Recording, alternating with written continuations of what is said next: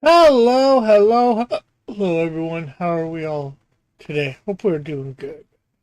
Let me just share this out to the various places.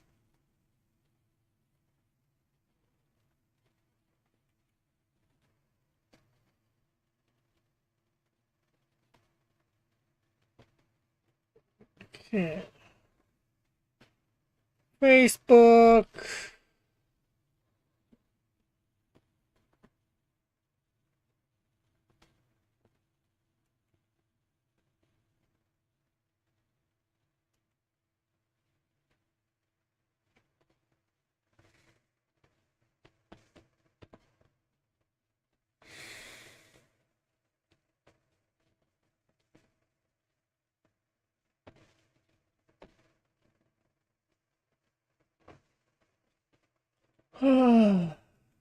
Twitter.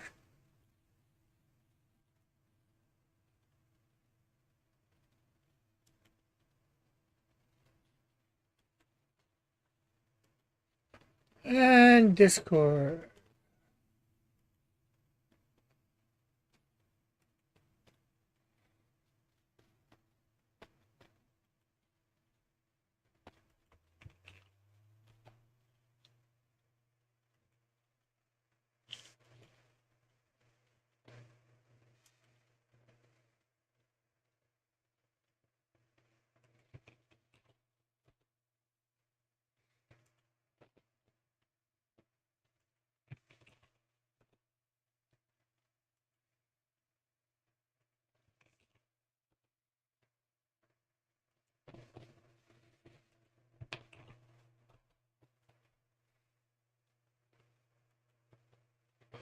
And I guess we'll be in the on air for anybody that wants to come in.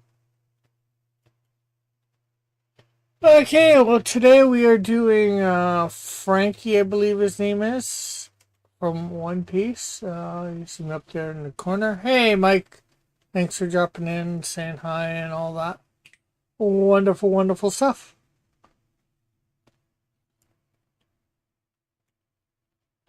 Okay, so.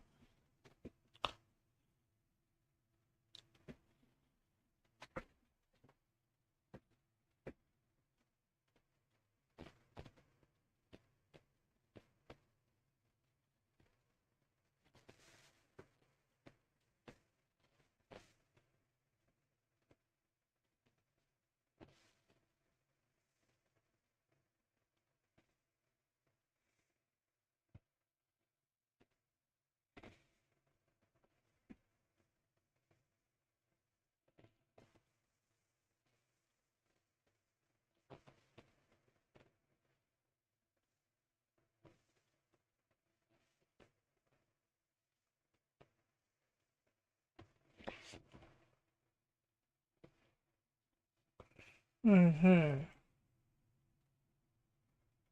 Transform scale.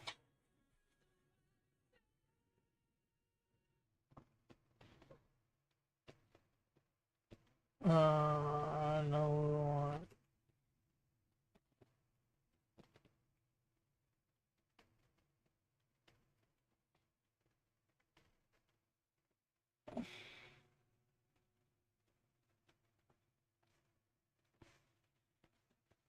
Okay, so let's move that a little bit. That skeleton.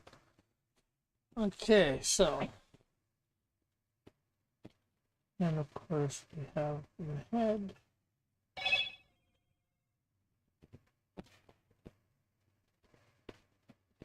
Hey, Metal, how are you?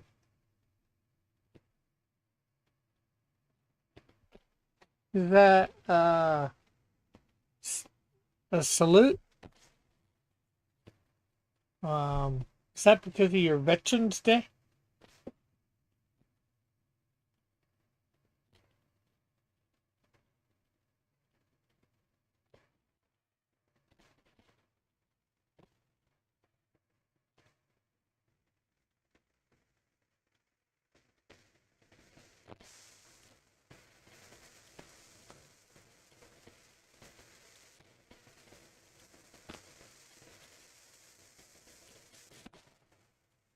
You just woke up. Cool.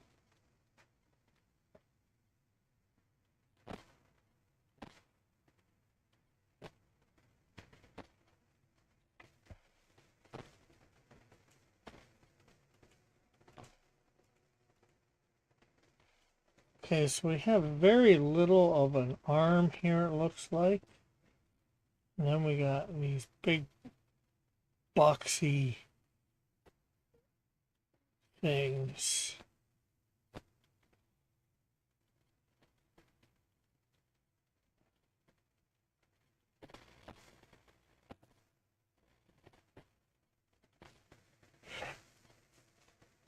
Okay, and it looks like I'm going to have to expand this a little bit more. The canvas.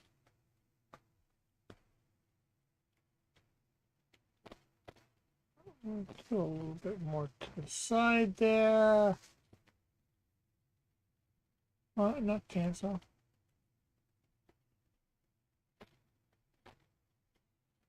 And then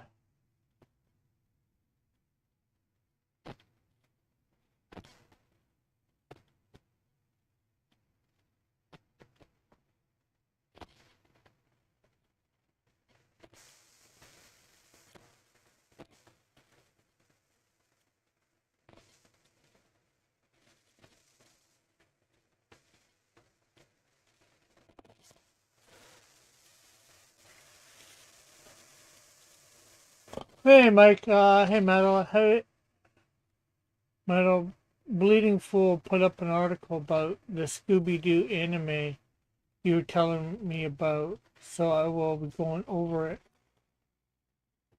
That article on tonight's show. Okay, cool.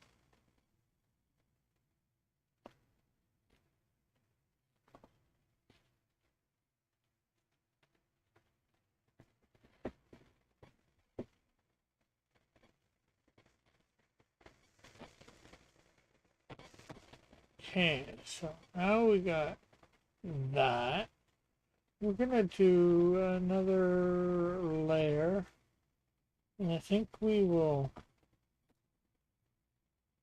bring this down.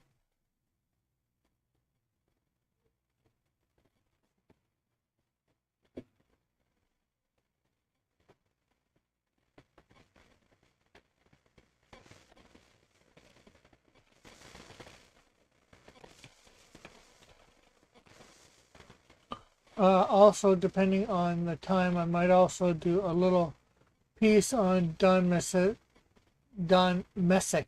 the voice of Scooby-Doo. Oh boy!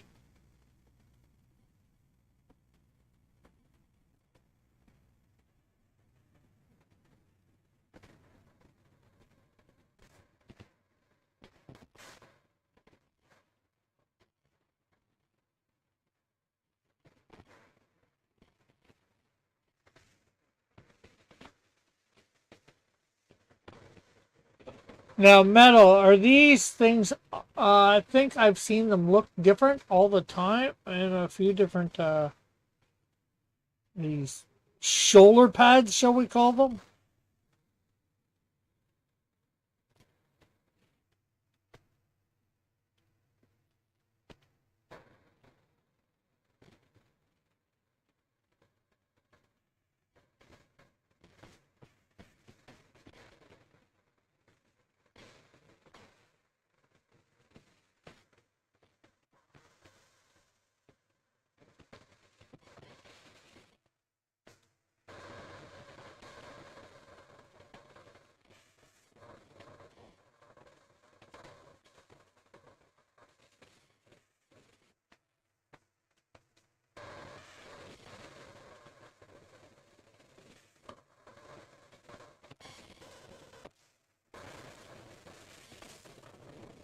Hello, Rick. What are you doing today? Franky from One Piece. What? What character named Frankie? Yeah, I believe that's his name, Oh, Franky. He was the other character that I was possibly going to draw last week, so I decided no. I would actually draw him this week. Yeah, the most recent video I made on my channel got over 100 views, which isn't very common on. Then again, I'm pretty good at making thumbnails and by this point, so Oh, that's good. like I'm surprised it got this many views.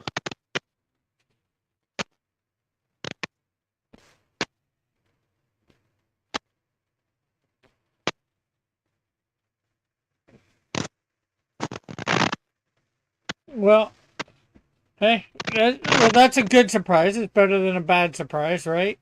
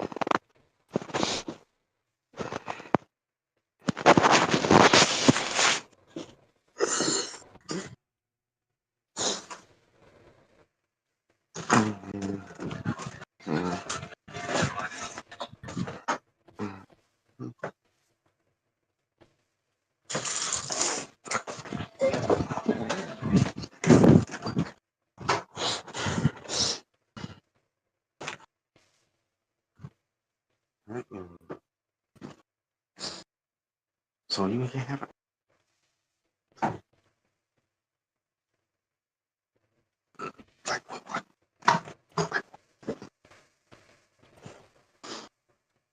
Like that.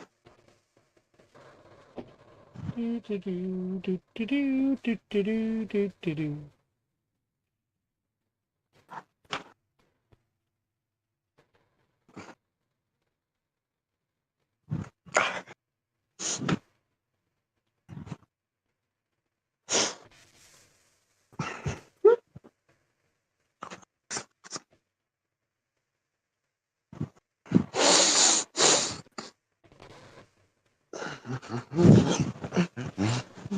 Looks like we're gonna have to extend this downwards a little bit just to get the feet in.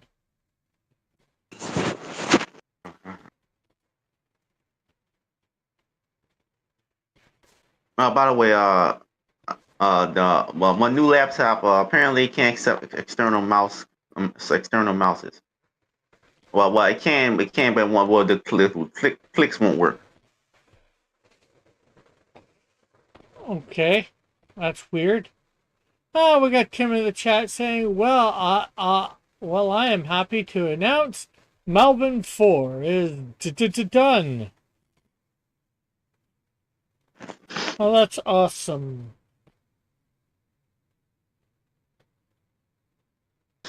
Tim.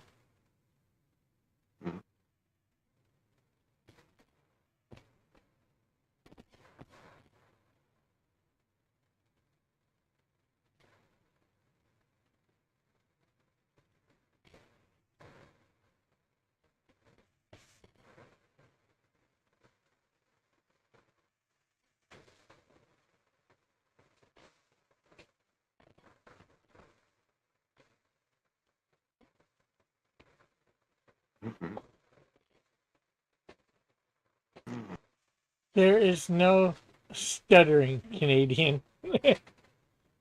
who, who says?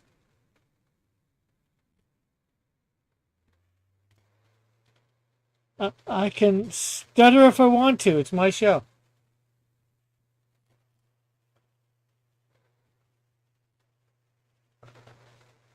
It's like that girl who cry if she wants to because it's her birthday, but it's my show. I'll stutter if I want to.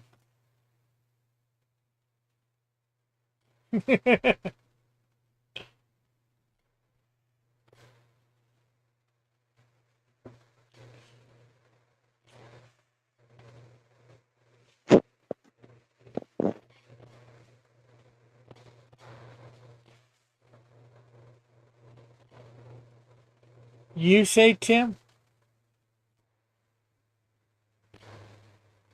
And you are who exactly? Except for being a guy named Tim Olson? The creator of Melvin? What sort of authority does that give you? so this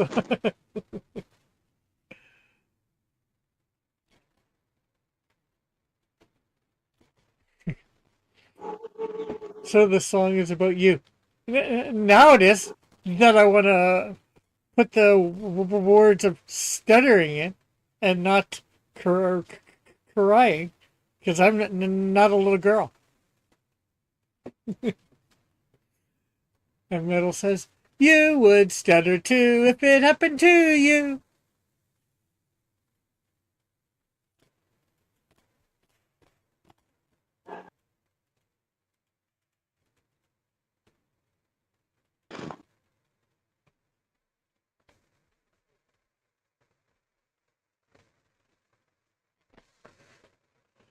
You are. I am the creator of Smelvin and the all around dopest mother trucker around. Would everybody say that? That you're the dopest person around?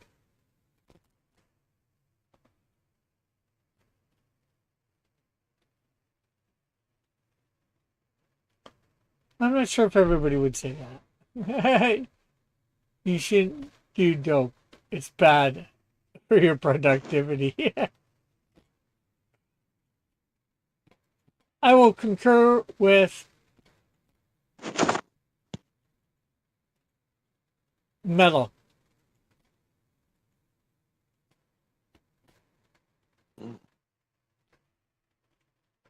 The Bade is one step beyond bad. Okay. Not even sure what that means, Timothy. Well, the question is, does Timothy know what that means?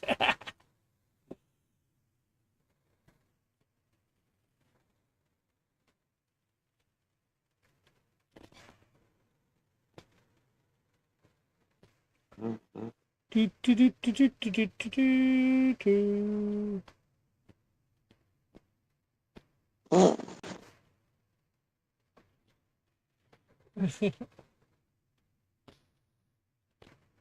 Almost as far as two steps. You can tell because it's bad with an E at the end.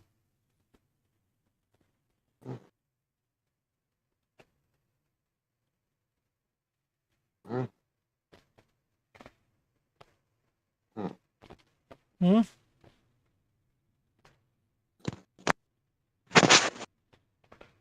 Sounds like we got a Minecraft villager here.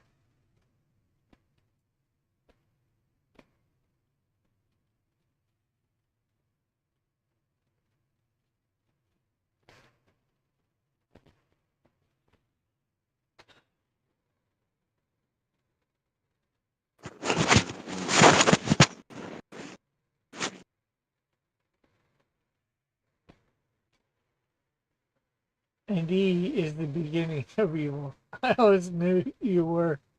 Well, are you accusing Metal of being evil? Timothy?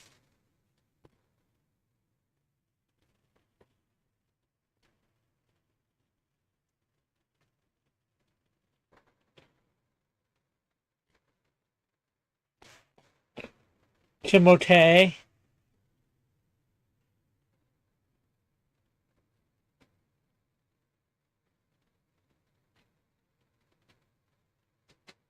Do, do, do.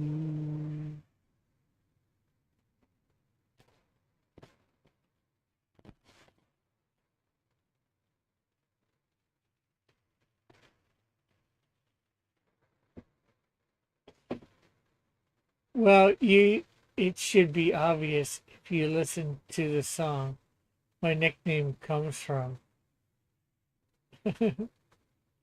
Not accusing, just stating. Okay, so you're stating that metal is evil?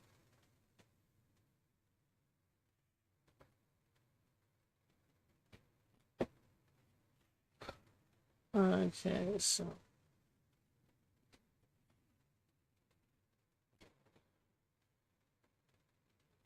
Do do do do do do do do do do do do do do do.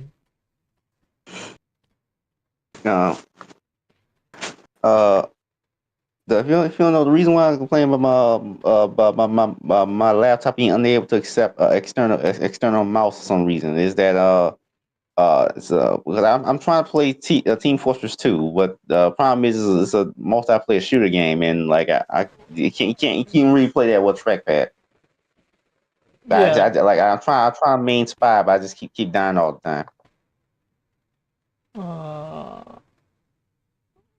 maybe you might need to get a joystick or a controller. I don't know. Cause I downloaded Steam for so I can play it, but I'm like, but I don't have a like a controller, so I don't know. Uh, well, that's why I said you might have to get a controller.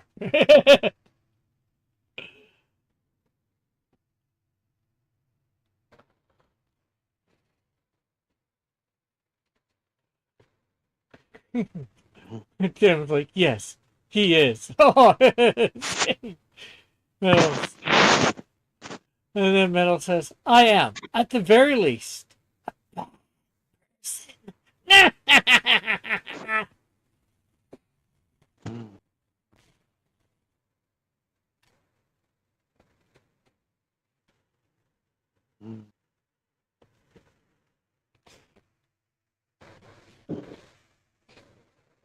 I'm not sure bad as in diabolical. Okay, so we need to see one of these get this guy's hands in the back. Do do do do do do do do do.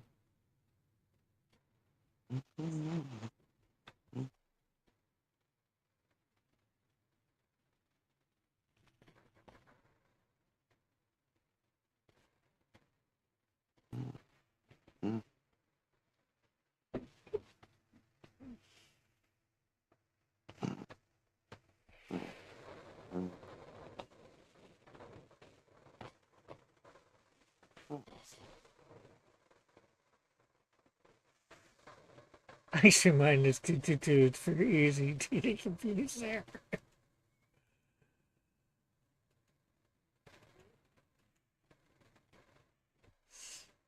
Do do do do do do do.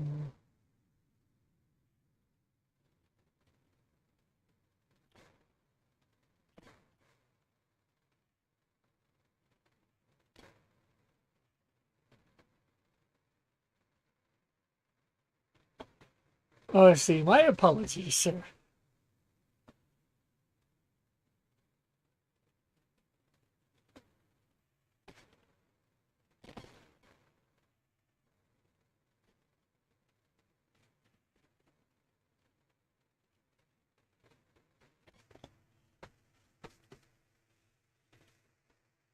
Are you coming on at all, Metal? Timothy?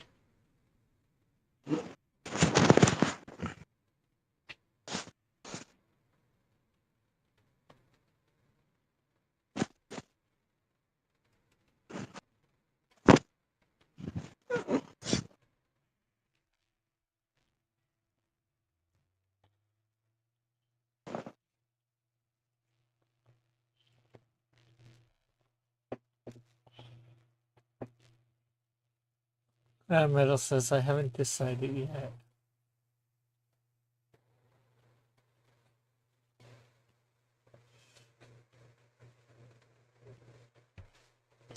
Okay, let's see.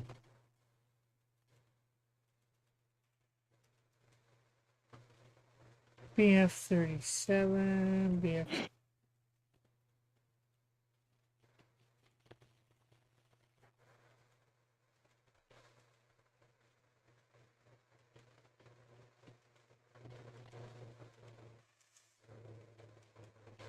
Okay, so most of the drawings that I have here, these big things have the BF37. Is that required? Is that normal? What metal?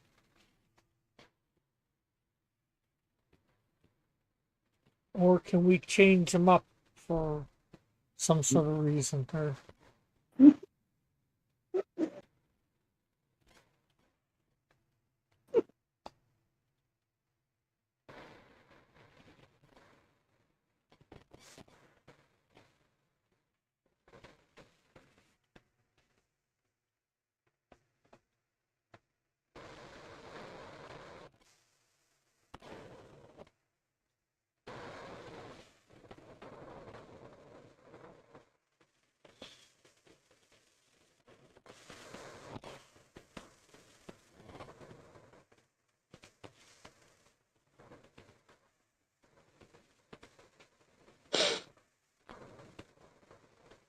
hey, he's got a big arm dude. Hey, Raul.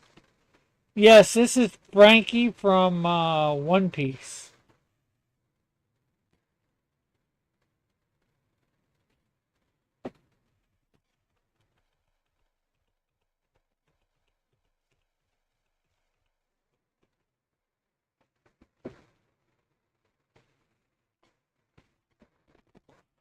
The BF37 version of Frankie you were drawing upgraded himself after a specific arc and dubbed his new body that. Oh, okay.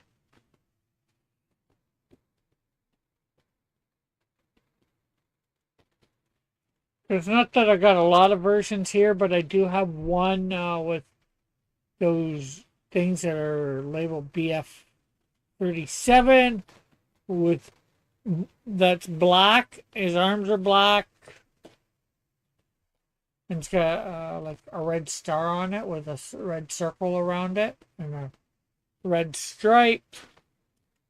And then I actually have one without those big ball things on his arms or the big arms.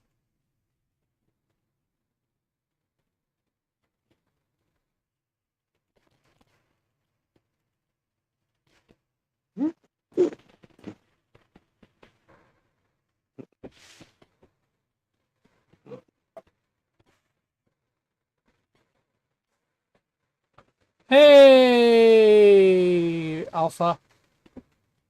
Painted all black.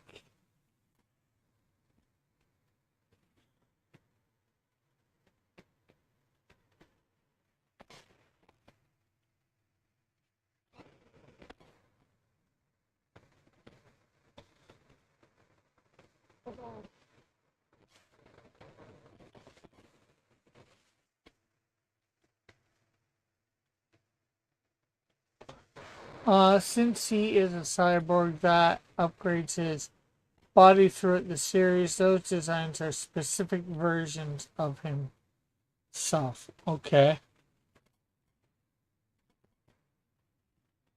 So I guess I'm just drawing a specific version and I can't really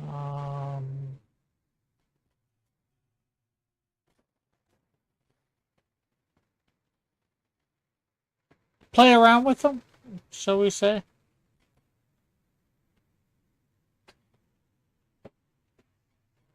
Raul says, waiting for Fizz to start reining in some jokes. Well, you could I come mean, on. I'm not. Go ahead. I mean, I'm not very funny, so like, I don't know. I think he was trying to be funny.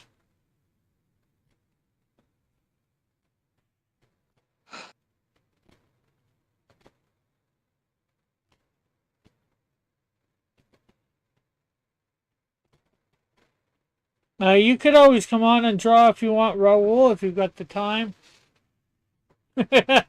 Metal says, when has Fizz ever said a joke?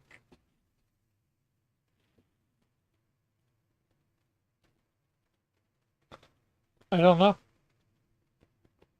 Have you ever said a joke for his show though? No, Do you like jokes? I guess so.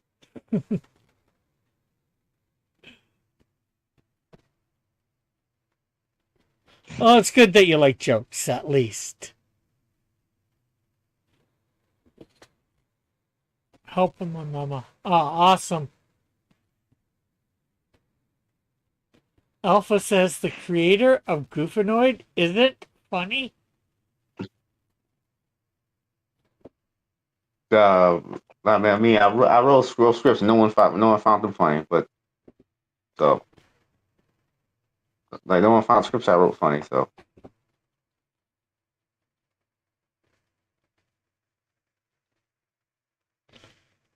Guess you need to learn funny. Although I'm not sure whether you can really learn funny. yeah, my sense of humor was just different compared to most people. Yeah. Like I don't find round number one half funny at all.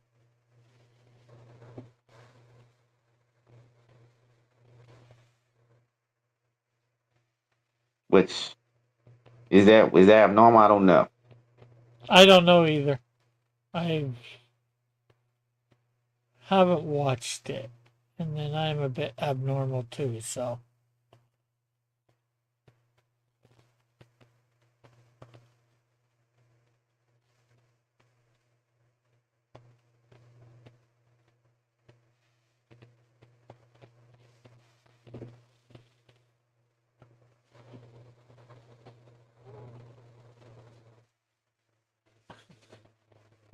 Raul says, haha, that sounds funny.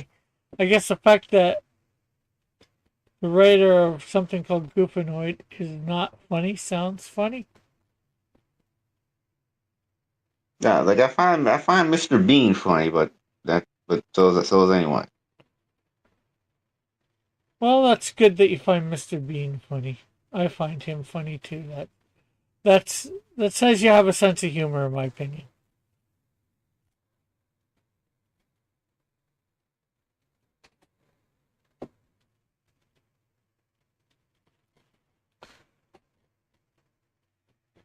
Mm, mm, mm,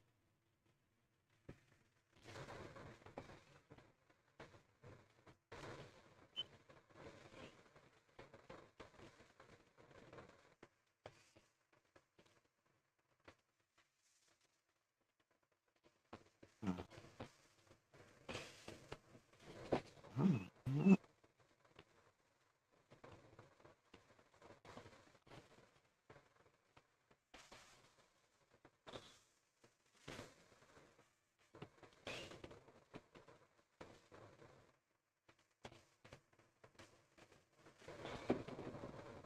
Okay.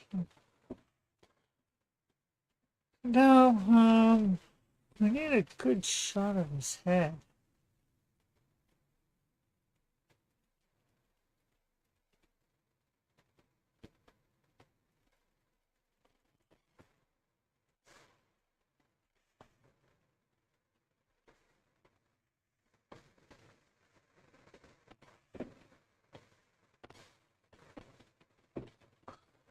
Metal, the Defender of Rick should be your next book.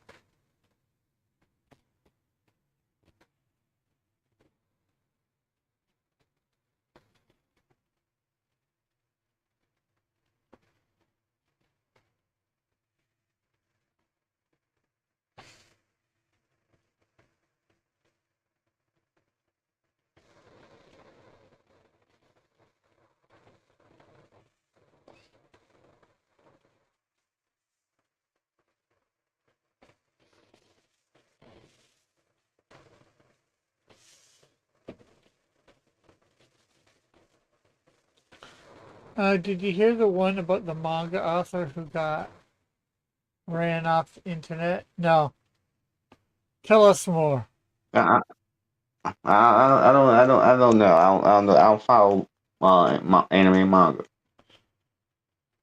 I think it's supposed to be a joke.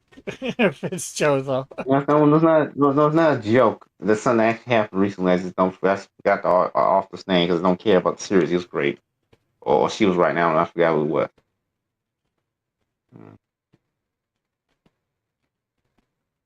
Metal says, "Are you talking about Ki Urana of Gachuruta deactivated her Twitter alpha?" Raul says, "I'd make that into an indie movie. Both of you guys star if I get the money."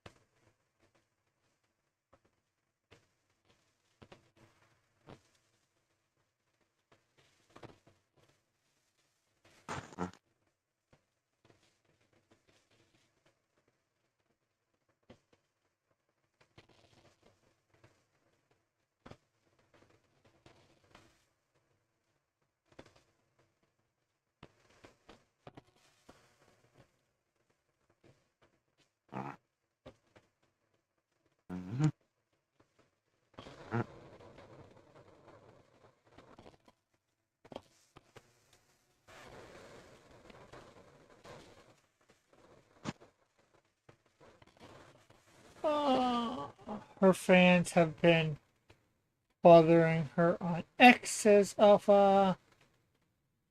Metal says she's still on the internet, just not Twitter. Her Instagram is still up. I watch her streams on there from time to time. Cool.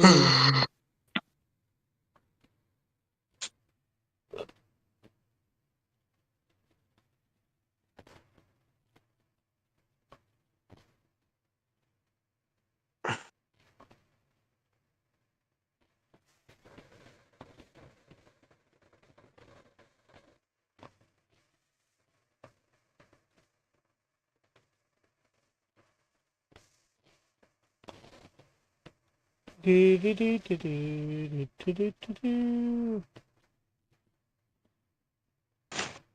Oh, Alpha, how are things coming for the book? You got anything done? Do you got page 5 done or not? I forget.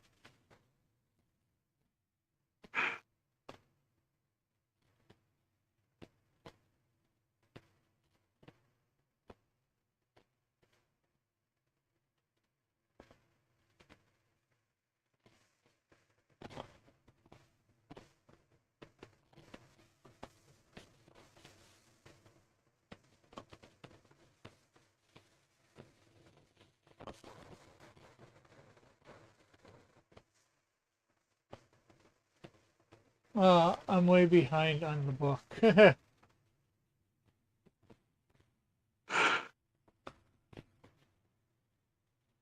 uh, the encounter with Secret Service shook my family up. Oh yeah, for sure.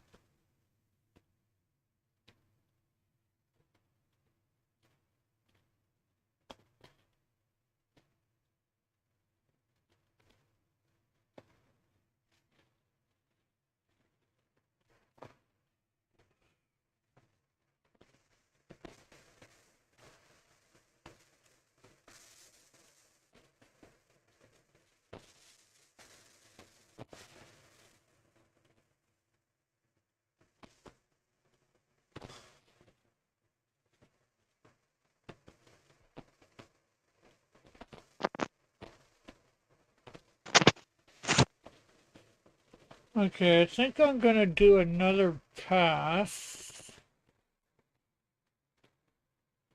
What's everyone think so far?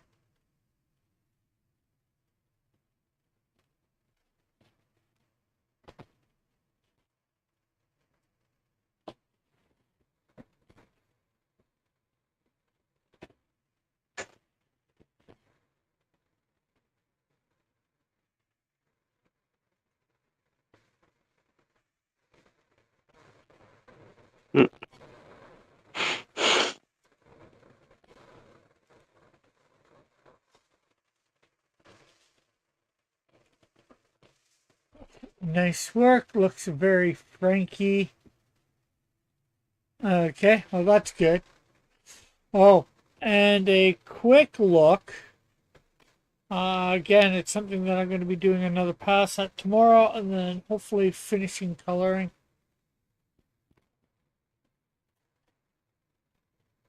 Who drew what? The image you're seeing? I did.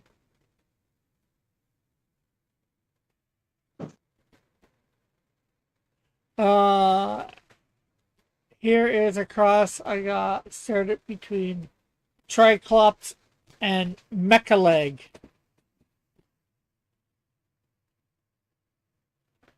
which I gotta redo some of the bottom half again Hold on. and redo the sword a little bit, I think. I'm just kidding. Yeah.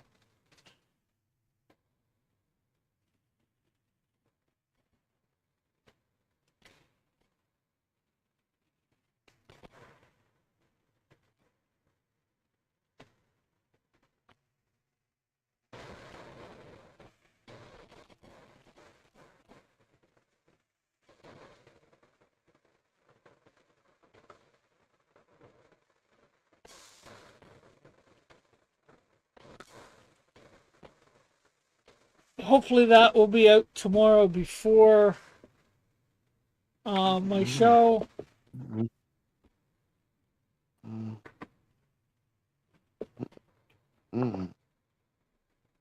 Mm.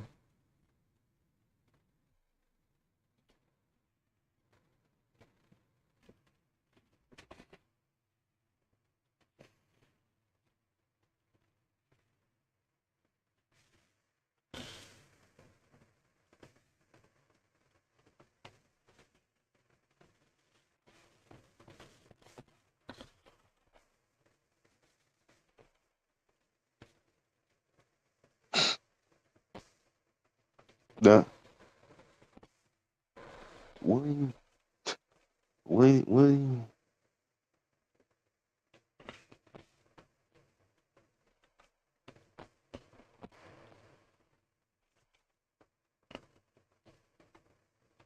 You talking to us, Fitzjozo? Like I'm watching clips from the new Rick and Morty. Like what are they even doing now? Ah, I'm not even watching the modern seasons. What they even doing now? Like, what the hell? I have no idea myself.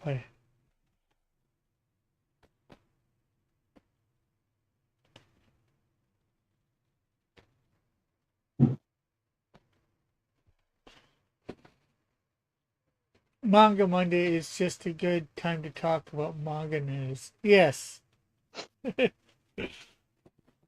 Too bad I don't know any.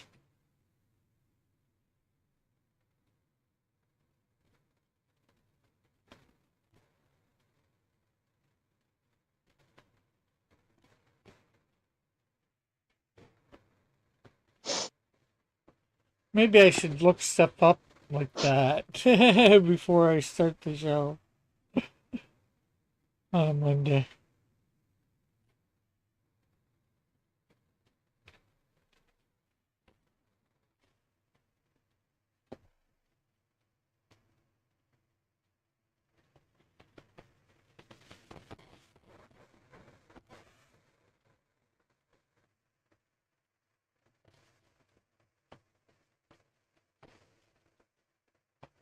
Okay, I understand. You're all lost without me. I've showed up.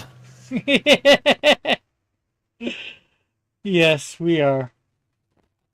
Listen, I needed like at least a half hour after waking up to kind of like mellow out. Or else I probably would have come on here cranky and yelling at people. Yelling at me? Jeez. Why would you yell at me?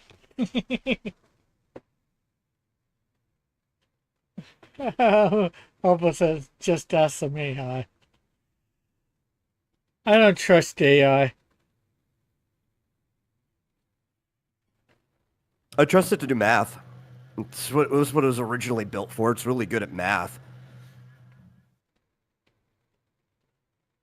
It's Okay. the whole purpose of a computer. You get the computer and you make it compute. Normally it doesn't know how to compute. Does it not know how to compute, or do you just not know how to make it compute? Bit of both.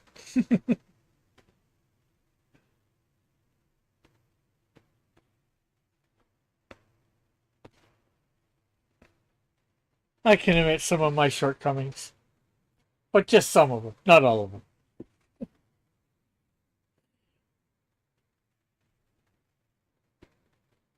No. But I don't trust AI too much. I use it for a little bit here and there. Obviously, I've used it to, do some of my 3D animation stuff, but And your theme songs? yeah. And then, well, don't even, I'm beginning to learn not to trust it with that. Because I think the best It's funny is ones. that you use it way more often than I do, and I probably trust it more than you. Yeah.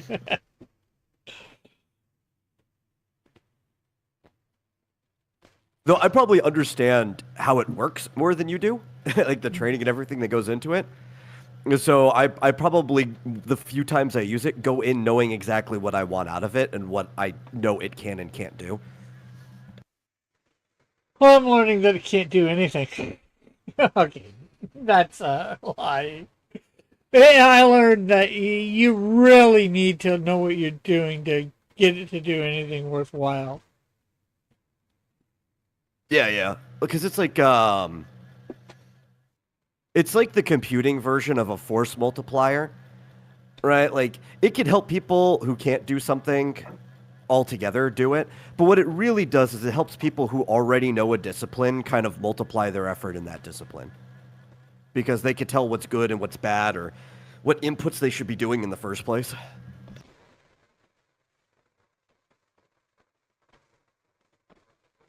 Oh, let's see. Alpha says, here are 10 big timely topics in manga and anime world right now, mid 2026, that make for great conversation starters.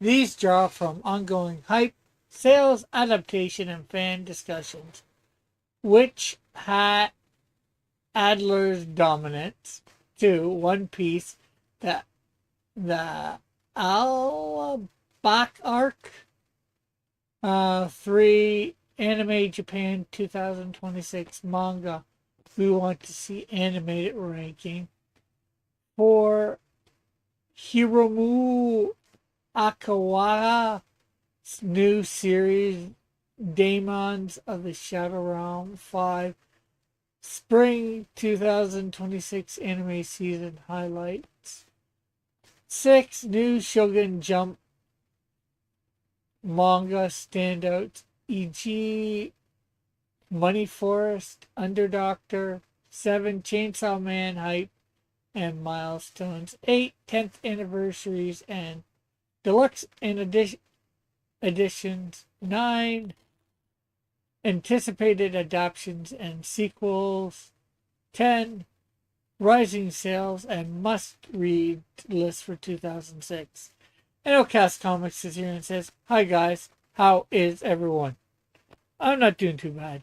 What do you think of that list, Metal? I was replying to somebody on Facebook, or well, through Messenger, a friend who was talking to me. So I wasn't particularly paying attention. Plus, I don't know if I can make out everything because you slaughtered some of those names anyhow. Yeah, So that's let me true. reread it myself in my head.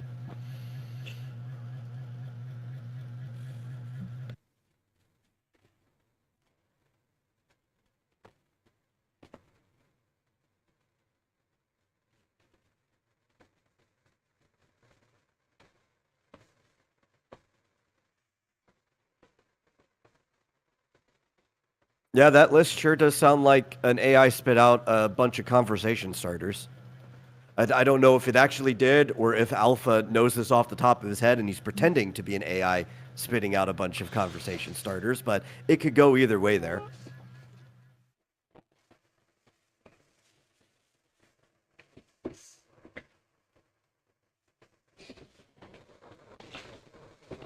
And Outcast is asking how everybody won. And Alpha says, no, Grok gave me that. Yeah. I mean, the wording sounds like it was an AI giving you a list of things to talk about. Especially like Chainsaw Man hype and milestones. It's like, what hype and milestones? There's a lot of people talking about it, but Because of how bad the ending supposedly was, which I don't know. It depends. There are a lot of people who think it was bad. It was very divisive. Probably still not as divisive as the ending of like Attack on Titan, but there were a lot of people that just didn't like the fact that the series was built to be a tragedy from the beginning.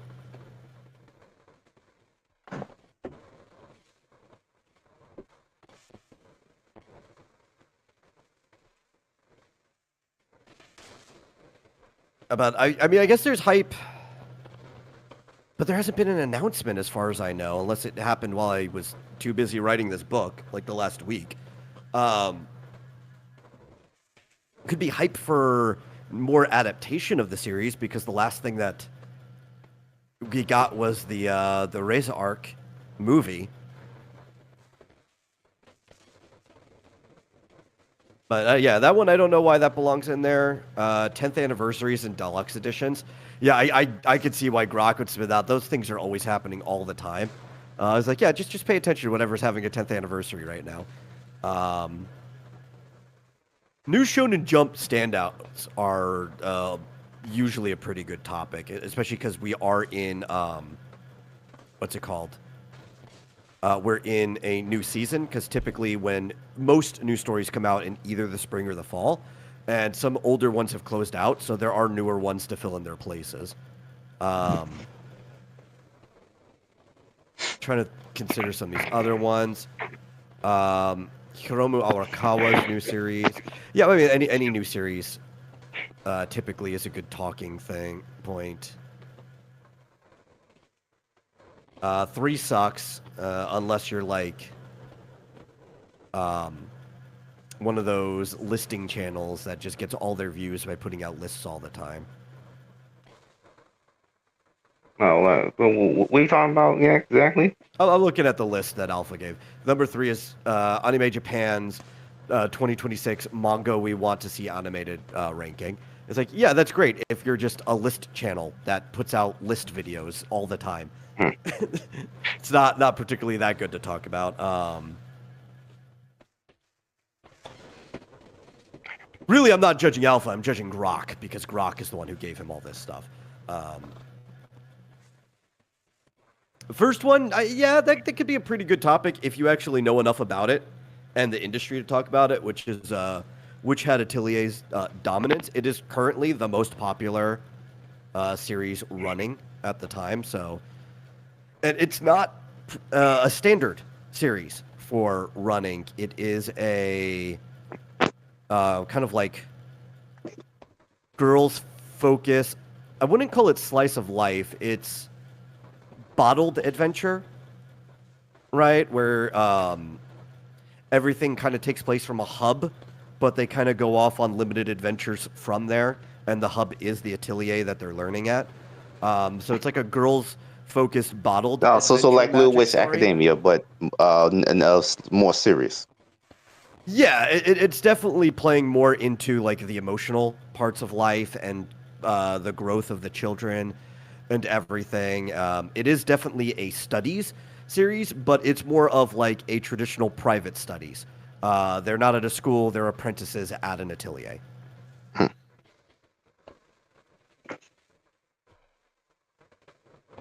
I've been enjoying it. I've been watching it with Marsupial. He's been enjoying it too. I did not read the manga beforehand, so sometimes it's good, sometimes it's bad, right? But the best part about not having read it ahead of time is that there are surprises for you, right? Like you don't just know what's going to happen. Though there's also a lot of times I feel like if you have read it, you had all of your surprises with the original medium, and then you can also appreciate the adaptation more. So, it's a double-edged sword. It cuts in both directions. Yeah. And yeah, also probably with if you haven't read the original, you're not disappointed when they mess it up.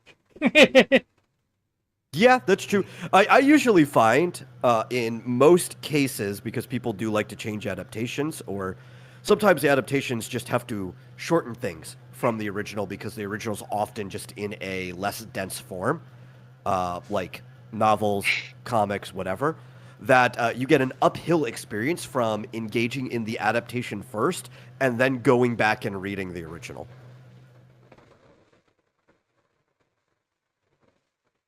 So very often, that's even how I will recommend it to people, because sometimes you are just disappointed. Like a key example is Lord of the Rings. I think it's actually best to watch Peter Jackson's Lord of the Rings first. Still great movies, wonderful landmark, like amazing films, but still not as good as the books. So you get an amazing experience watching the movies, and then you get an even better experience going back and reading the books for the first time.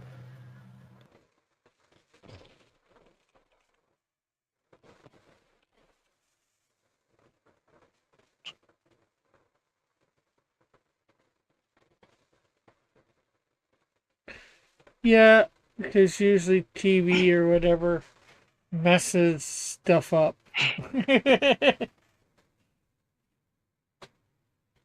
Sometimes, a lot of times, anyways. So usually it's better to see the messed up version. Hopefully it doesn't throw you off wanting to watch or read the real version. Well, most of the time, the movie's good on its own, right? Even if it's something that's very far apart, you're like, well, as a movie, it's good on its own right? If it Yeah. wasn't good, I wouldn't even recommend you watch something at all. I would just say go straight to the source material. Yeah.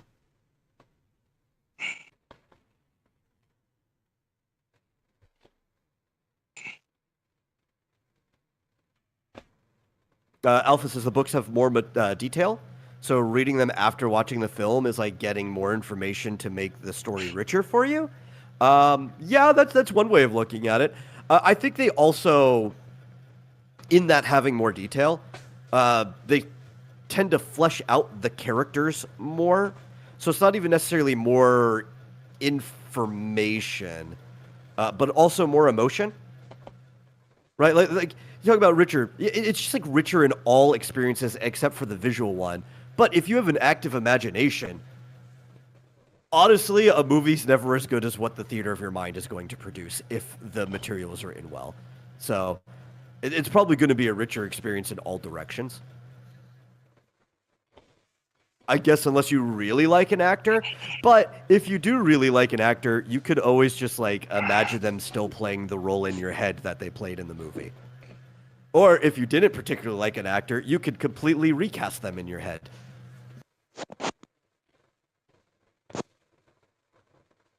Yeah. Or you end up recasting because it's like you're reading it and halfway through you're like, this guy or the actor, although they're a good actor, they really didn't do the character justice. Yeah, and a lot of times too, it's the director is who didn't do the character justice, and the actor is unfortunately the only person we get to see involved there, right? Like we don't know if some of them might have read the book, maybe they were trying to play closer to a character, but the director's like, no, I want you to do it this way. Yeah. Which we know particular examples that happened with Henry Cavill a few times when he was on The Witcher. Thankfully, though, he was able to fight against that for a long period while he was on there, and then he mostly left not because they didn't let him play Geralt the way that he wanted to play him, but more of like the story itself was going in the direction that it wasn't supposed to be going. But there was still a little bit of argument with that on the set. But that happens everywhere. It's just most people aren't as big of a fan of the series or character before they start acting as them, as he was.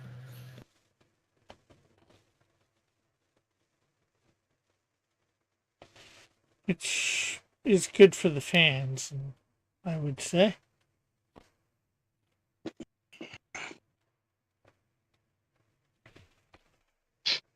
But like also sometimes you know, if you actually read the description of a character, you may not even know like an actor who would be best to play them in your head because it's like I don't know anybody who actually fits this description. So it's like you could just sit there and tease out a fictional person that just exists in the story the way the author usually intended. Sometimes authors do intend actors to play characters. Like if you're reading The Gunslinger by Stephen King, that's very clearly supposed to be Clint Eastwood. Like everything he describes the gunslinger as is just 100% Clint Eastwood as the man with no name. Exactly. Alpha says that's why they always tell actors not to read the comics now.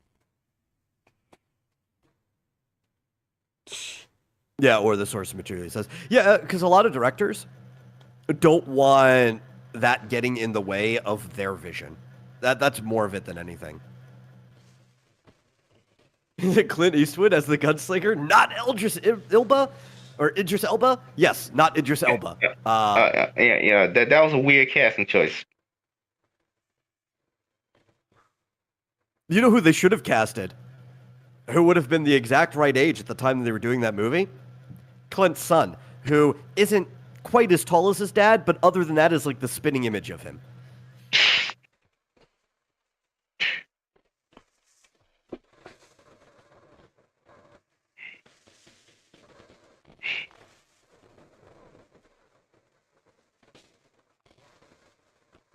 Like, I like Idris as an actor. I think he's a great actor.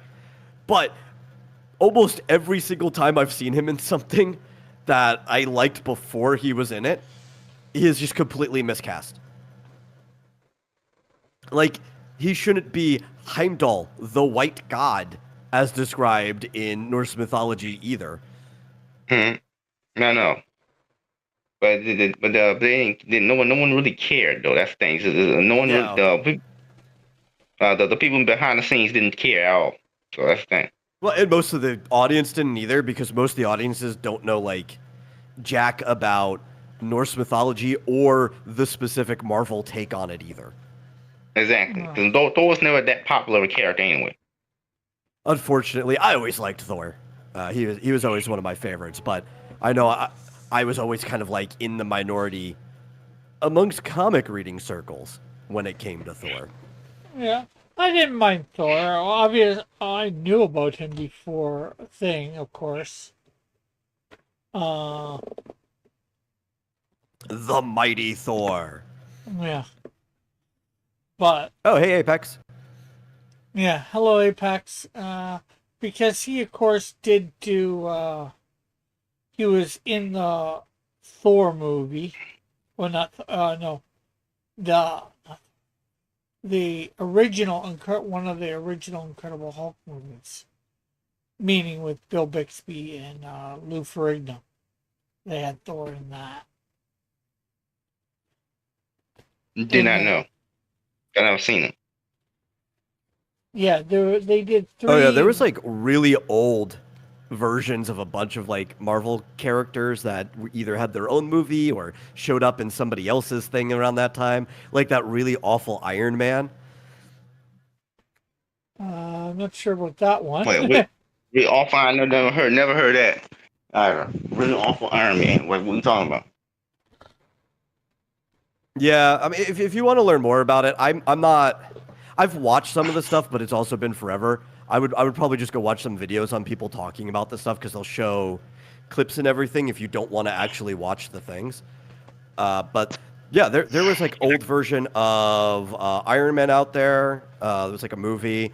There's an old version of Captain America out there too. I heard that the 1990 Captain America movie, that was awful. That I saw. Like they tried all this stuff back in the day, but aside from like the Hulk TV show and all the way up until Blade, nothing really stuck. Mm. Yeah, they had a live action Spider-Man. They had a live action. Well, that was a series. They had a live action Spider-Man series, which was really corny. Alpha says, I knew about the Thing first. He says, Apex says, I enjoyed Kirby's Thor and 70s Buscema Thor comics. Yeah, those are all the greatest ones. Most people miss the Iron Man movie. Yeah, I missed that one. Although there is a Fantastic Four movie out there that was made for TV as well, or straight to video, however you want to say it. Although it is not that good. Although it's then Red Brown, Alpha says Red Brown Captain America. Ayupak says Red Brown 1978 Captain America. Yeah. That's about X-Men. X-Men and Blade time was about the time when like the Marvel stuff actually started sticking for movies for like the mainstream audiences. Because almost all of these, you could go back and look at their box offices. They weren't good. All these older ones. Which is probably why a lot of people have never seen them. You kind of have to be like a comic nerd to go back and watch them. Yeah, and just unfortunately, I hate to say it, because they were so bad, so far off from the source material, the comic people of the time wouldn't be talking about them, Well, I mean, they might be riffing on them in the back of the comic shop, but that's like the most you'd get out of it, talking about how bad it is. Yeah, but my point is, it wasn't good enough for them to go and say something about it. That it was good, to their. Oh yeah, they wouldn't. You'd get one of two responses, right? They would probably tell like their normal friends not to go see it at all because it's nothing like the comics. But then like other comic friends in the comic shop, which there's not enough comic readers to make a good box office, so this isn't going to help. To be like, oh yeah, it's so bad you have to see it because of how bad it is, right? Like you have to see just what's different. But they would say that because like the other comic readers would be able to appreciate how bad it is. Yeah. That's never going to make people go see it, right? Like, how many comic readers are there, Rick? Not nowadays, enough. Yeah, especially back then, not enough. Not even close. Yeah. Blade exploded. Blade is like, X-Men's doing well too, but Blade's like, we got to get on this. Now, I don't think you knew Blade was a Marvel character at that time. I knew he was a Marvel character. I didn't know much about him. I'll admit that. Probably most I had experienced for him at that point was Spider-Man. When he was in Spider-Man. The animated he did series. show up. But, they didn't need to know, right? If you make a good movie, it doesn't matter what the audience knows. It just matters that the movie's good and like, hey, the source material is comics. Now, the producers know this. The directors know this. They're like, this comic book movie did really well. What other IPs can we siphon to try to do well with? Yeah. If anything, for the normal audience at that time, it would be better if they didn't know that it came from a comic book. Yeah.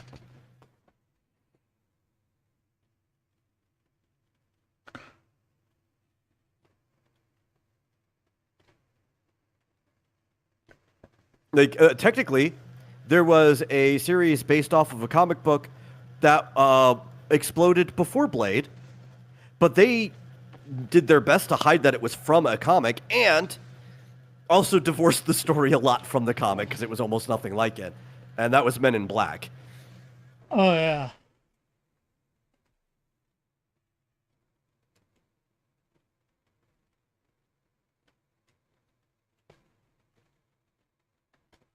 Okay, so there's another pass. What do you think? Yeah, I like it. The anatomy on the torso is a little wonky, but the fact that you're adapting an Oda character, I think that's fine to make his already wonky anatomy a little wonkier. Yeah, the anatomy is definitely wonky, and I'm trying my best to Yeah, the thing with copy Oda it. though, and a lot of people make fun of it, is that his anatomy is intentionally wonky. Like he definitely knows how to draw a person if he wants to, but he's like breaking these characters to give them all very defined shape language. But it could, Yeah. if you're not understanding how he's breaking the characters, trying to redraw it, you could very easily screw it up even further. Okay, so let's. Now, I did not, as you notice, put the T-shirt on this, or the Hawaiian shirt, or whatever you want to call it. I just didn't want to. Oh, you probably should have draped one on because that probably would have helped hide the torso anatomy a little more. Yeah. Well, I realized it more after, and then I just didn't want to alter. Actually, I probably could even put it on easy enough. Yeah, you're working in layers, Rick. It's not that hard.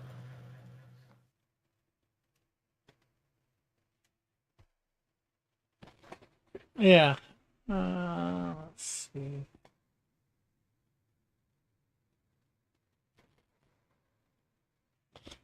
It helps when I get my color right, too.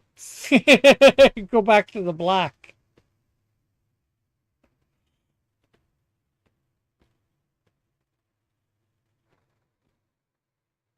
That the series that you are drawing right now is another good example of people like the live action adaptations. Like, oh yeah, but you want an uphill experience? Go and read the source material.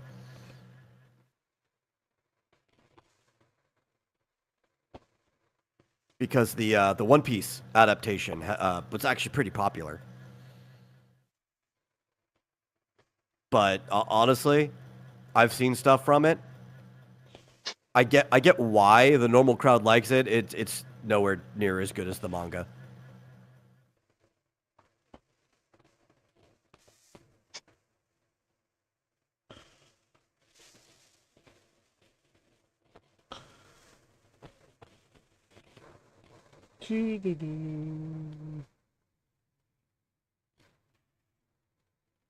The cool thing about One Piece, though, is with how long it is, it doesn't really work like a traditional, or I would say traditional, but like an American comic style in like the chapter by chapter basis, but it almost does in like the arcs basis. If you understand the general premise of One Piece, like with the Gum Gum Fruit and who Luffy is, you don't have to read all of it. You could kind of just like find an arc and read the entire arc as if you're reading like a graphic novel and enjoy it that way. Because it has flashbacks and stuff to explain things to you that you missed due to how long it is. And it can almost just like picking up a random comic and reading it in the middle. Mm.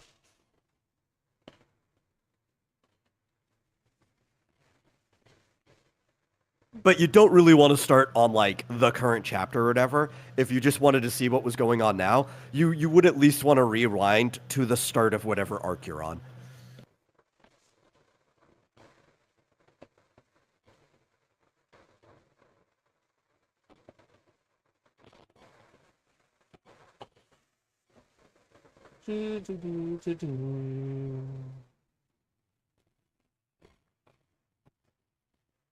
Aside from slice of life or very just episodic adventure manga, One Piece is probably one of the few ones I can think of that you can read in that way, especially with how long it is. A lot of other ones, it's just like those epic adventures. They're too like grand narrative focused, where they don't even necessarily divide things into arcs, and it's hard to just jump in.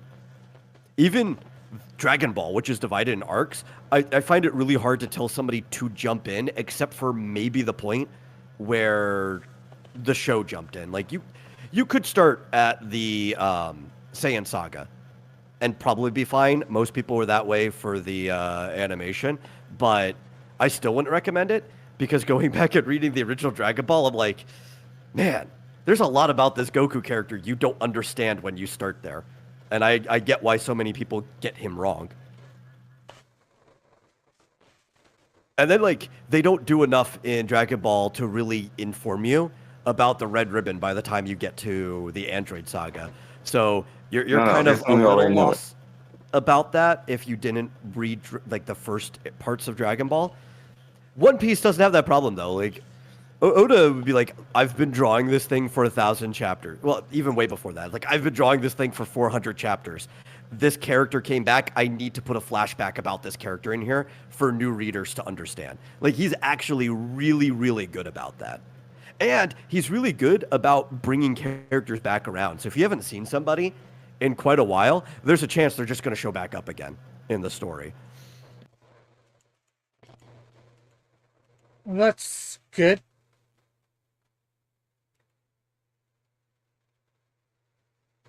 Unless they're dead.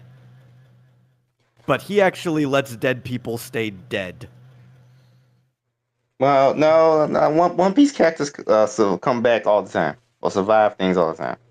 Well, they survive things, but like Ace is dead, and that's like a very big, important turning part of the entire series. It's part of Luffy's motivation.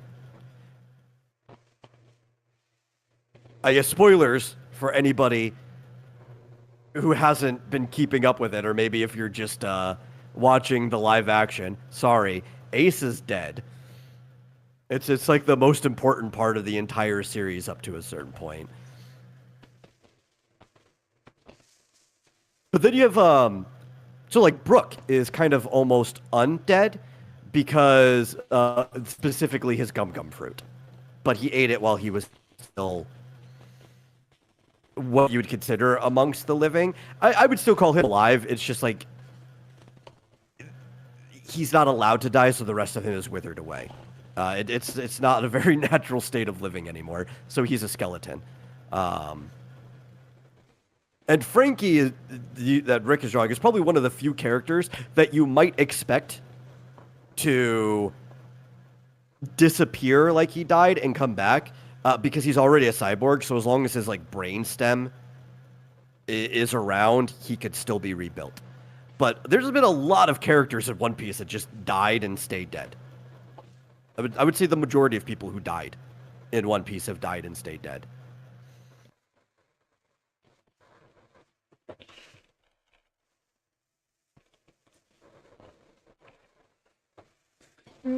Like, I would say, if you confirmed they died, they're going to stay dead. The only characters who didn't are ones where, like, there wasn't a confirmation of the body, right? Like, maybe they fell off a cliff or into the ocean or something. You're like, oh, well, they're dead. But because they never confirmed they were dead, those characters can come back. Those are kind of the ones that he plays with.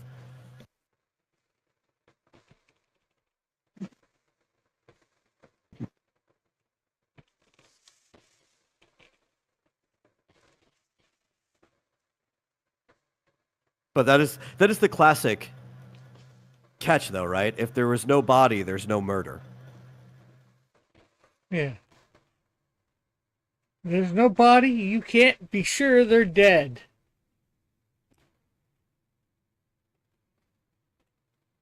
But especially villains at the end of arcs, like they kill bad guys off permanently all the time.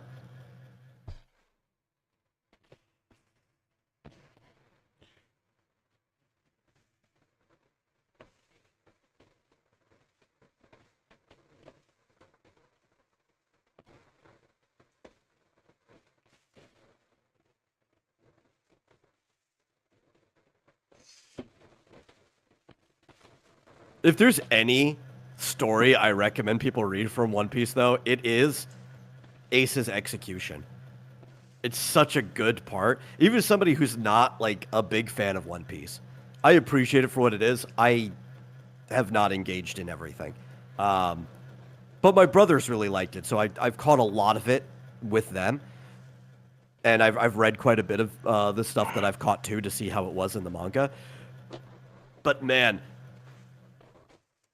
Luffy basically riles up all of the pirates that he comes in contact with. Like, there's so many pirates who shows up to like the Navy's prison and execution ground, and there's just like this huge all-out war going on between a ton of pirates and like the Navy's top soldiers who just go around and start wrecking a bunch of people, with Luffy just trying to slingshot himself across the battlefield to try to get to Ace before they execute him.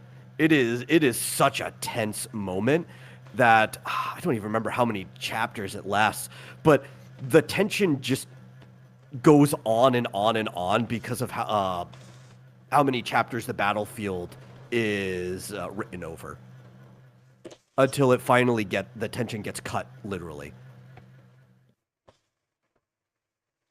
And it's a tragedy too, right? Like they make all these sacrifices, do this whole big battle just to fail. Which is actually sort of nice at times to see that in something. Oh yeah. And it's great motivation for Luffy going forward.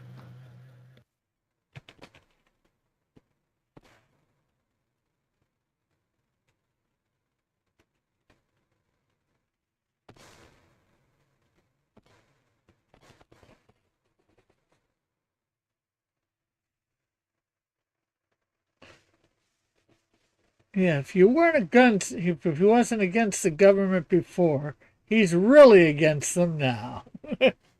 Oh, it's even worse too, because one of the top people in the government, which is ran entirely by the Navy, is Luffy's grandfather. Oh.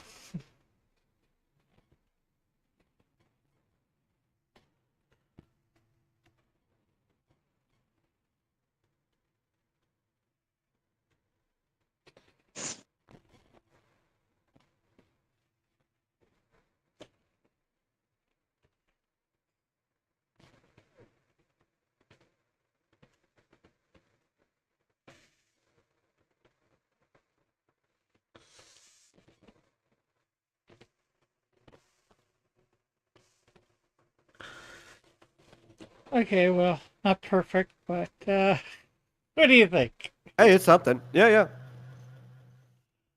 I think the copy-paste patterning is very in line with how things are often done in manga anyway, so I think it works. Yeah, well, it looked very copy-paste to me. You know, maybe they flipped a few of them, but yeah, I think at least looking at I don't one. think Oda does any of the texturing for most of like the patterns on outfits and stuff. I think like he'll leave the shape of it and then let the assistant go in and do that.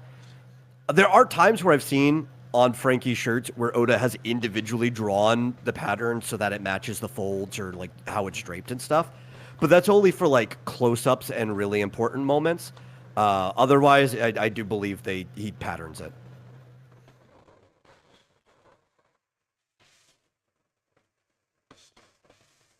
But Mangaka, because of the schedule they're on, they use those type of shortcuts all the time, right? Like you see somebody with a plaid skirt or something, and they didn't draw the plaid to match the geometry of the skirt. They just use a plaid pattern or stuff like that.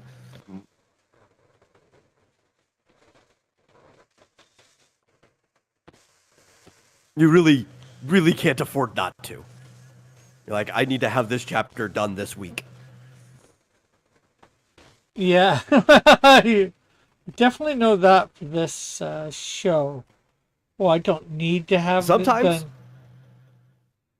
sometimes, with the way things are now, they will go back for the Tankobon release and they will make things better. So, especially since everything's digital now, they'll just save the project files and be like, cool, we could go back and we can add, like, detailed patterns that match the geometry and stuff like that they didn't do.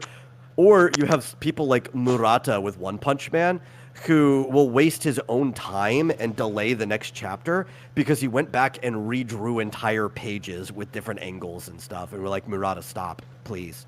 You need to get the chapters done.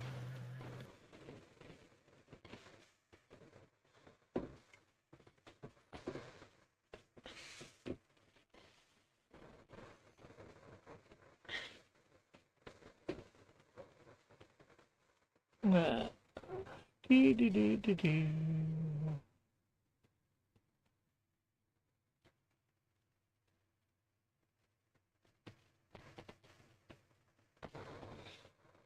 He's almost like you, Rick. Where it's like, okay, book's done. We're moving on. Time to remaster the old book that was done.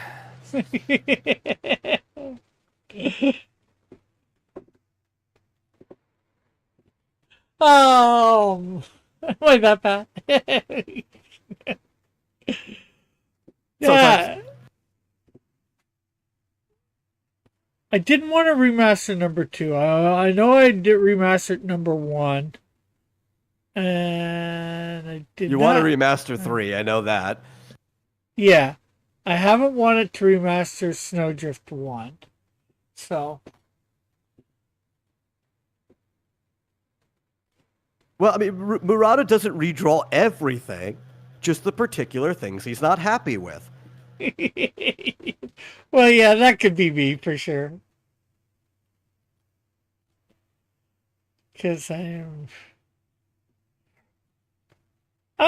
was a lot more satisfied with number 1 than I am number 3, but.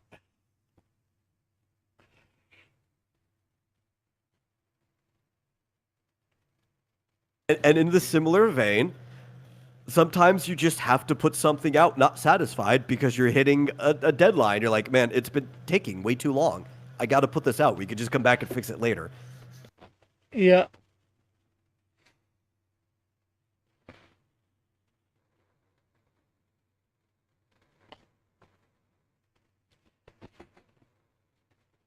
What's the phrase everybody says? Make it real first. You can make it good later.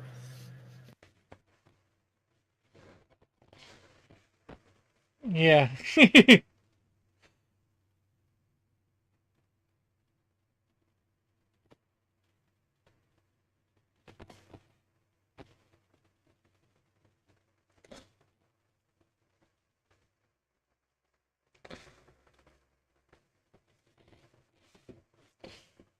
Do, do, do, do, do.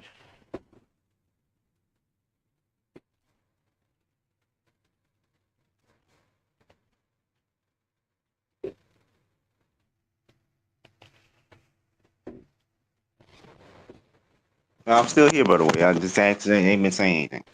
Yeah. Well, Metal would know that for sure because he's looking, well, I think he's somewhat looking I do in have the Discord screen up on my other monitor, mostly so I could see what you're doing on screen in real time because I would be in a delay otherwise. Yeah.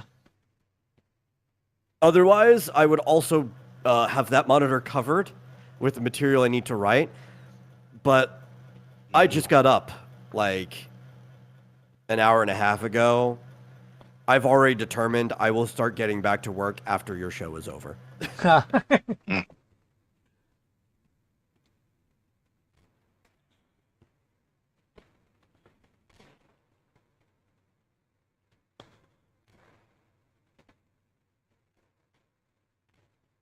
Speaking of it, Rick, though, I did finish the character creation chapter.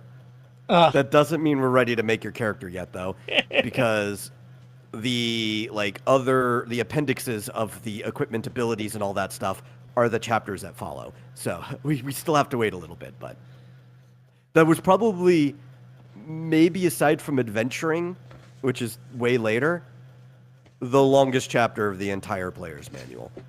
So I should be getting through the other ones faster. Okay. It took me all weekend. Well, I'm not sure if that's good, bad, in between. Yeah. Well, two things. One, I had to figure out, and this took me a couple hours before I even started doing the data entry, and then the data entry took a couple hours on its own. I had to figure out a formula for the I guess exponential experience growth that I was happy with. Though it's not actually exponential; it's a reduced exponential. I just need it to be able to grow exponentially, like forever, right? Indefinitely, for as long as somebody wants to be able to play. I also wanted it to look more like the numbers you see for experience values in RPGs, like for video games and stuff, just because I like the way those look. While the last one we played, everything was kind of just your level times 500 is what you need for the next level. I was like, that's kind of lame. Let me figure something out. So I decided it was going to be... actually, let me go and find the formula specifically, so that I'm not wrong about my own thing. Yeah, gotcha. It is... You're wrong about your own thing. Your current level minus 1 times your current level times 35 plus 100 will give you the experience you need for the next level. Which actually starts off pretty low by comparison, but then passes up the other chart really quickly. You can also find the total experience value. I just reordered algebraically my equation into a sum formula by taking your level, or the level, previous level that you're on, multiply that by 35 times your level squared, and all of that multiplied by 265, all divided by 3, and that will give you the total experience that you need to get to any given level. You don't need to know this, like, at all. You never actually need to know your total experience, especially if you zero out your change at the end of every level. But some people are pedantic and needy and want to know that information, so I put it there anyway. I also made a chart for every level from 1 to 100. I doubt any campaign will ever need any information past that, but if somebody wants to do a forever campaign with their friends, that's why those formulas are there.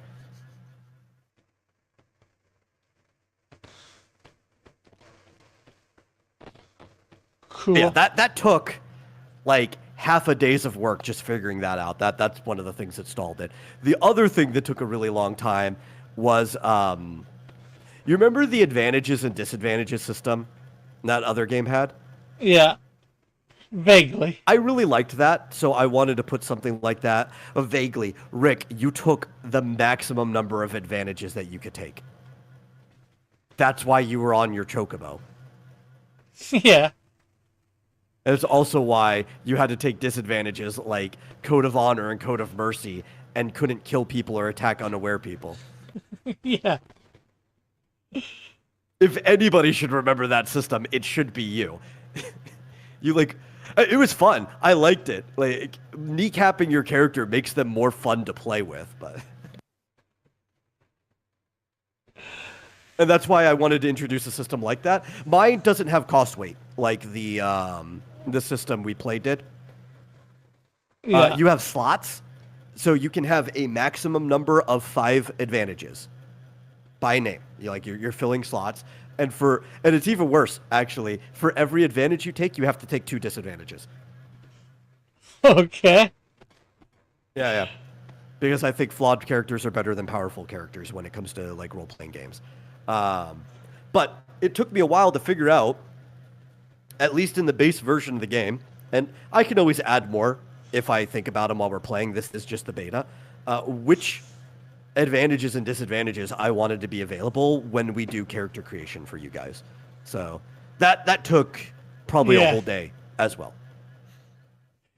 Yeah, I think my thing is when we go to do this, what character am I going to base this off of? Am I going to base it off any character? Well, actually, Rick, I'm putting my foot down on this because this is going to be a canon playthrough, like a story in the world, you may use the character you create from this later in your stuff if you want. In the same way that like when you make your mashups and stuff, you're like, oh, how can I use this in the world? But I would like you to make a character that is original for that setting. Okay. I want to ask. I want to ask. How many Astro Boy animes have there been? Oh, I don't even know. That's something I have no clue off the top of my head. I'd have to look it up. Yeah. But even though I use Canadian Shield as an example, or however a basis, I'd say Manly Cougar in that is completely in the Yeah, I'm not saying you can't like use a character as the base, though I would prefer you come up with an original name for them. Okay.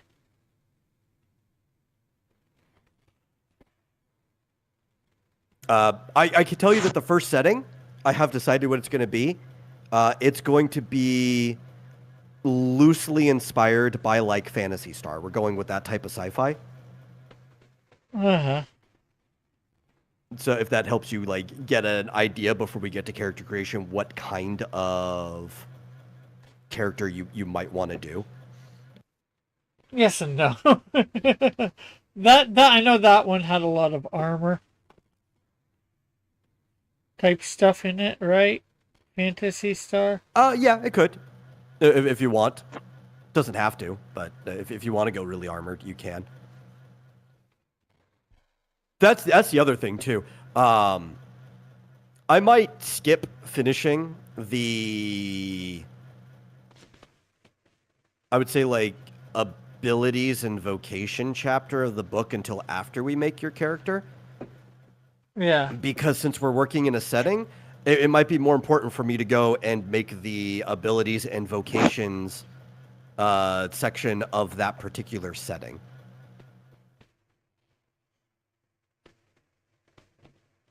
Yeah. No, well, technically though, the game is built that like the base version stuff can still be used in any setting.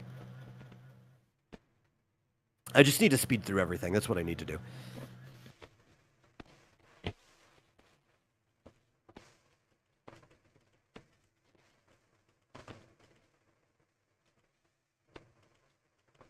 But yeah, it's kind of like a science fantasy setting, right? Like I don't know if I would use the word cyberpunk, though some of that did influence the first Phantasy Star game. Future punk might be a better word for it. Okay. Yeah, because it is more akin like space travel and stuff like that. Though the one shot will firmly just take place on a single planet. You guys will not be jumping between planets in this.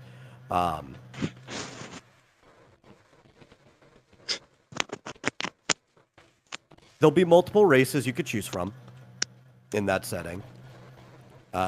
You will have access to like tech stuff, magic stuff, and also just general like fighting capabilities as well, as far as like combat and roleplay goes.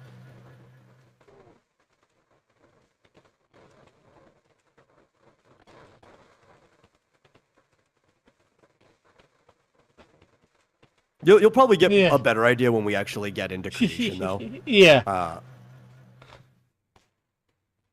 Just letting you know that if you wanted to skim over the character creation chapter, and maybe that'll help you get some ideas, in your free time, you can.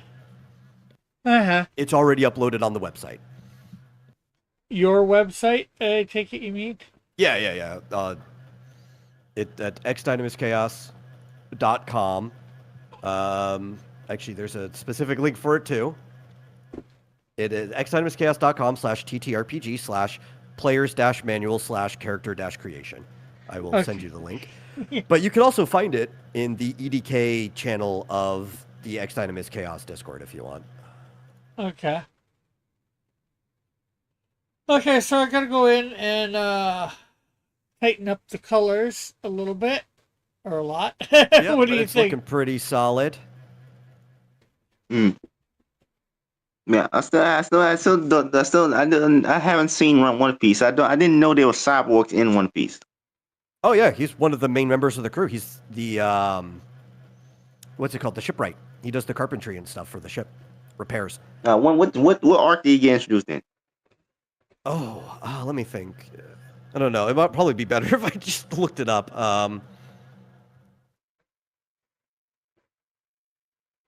He's been around for quite a while, so it's hard for me to think about it. I think he's been around longer than he hasn't now. He was in chapter 329, which is literally called "My Name Is Franky." Water 7. He was introduced in Water 7. Oh. Yeah. Like I said, I don't know any of the One Piece characters that well because I never really was into that thing. Yeah. Neither do I.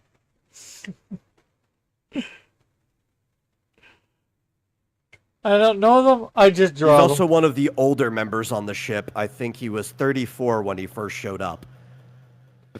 Prior to him, I believe Robin was the oldest, who was in her 20s. Everybody else was a teenager. And then the latest member to join their crew, which Rick drew last time, Jinbei, I believe is even older than Franky because he was doing pirating stuff around in the old days. So it went from a bunch of teenagers, then they adopted their wine aunt, then they adopted their cyborg uncle, and then they adopted grandpa as their helmsman. Because Luffy's just very charismatic and convinces a lot of people to join his crew.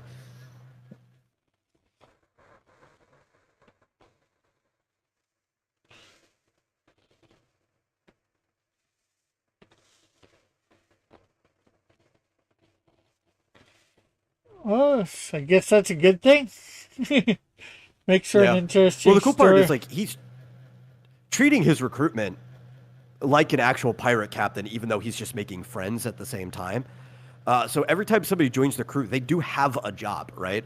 Like they have a navigator on their ship, they have a cook on their ship, they have a doctor on their ship. Like everybody has a position. On the Sunny was the name of their ship. Well, just hopefully they know how to do their job then. Yeah. Well, their cook's a really, really good cook.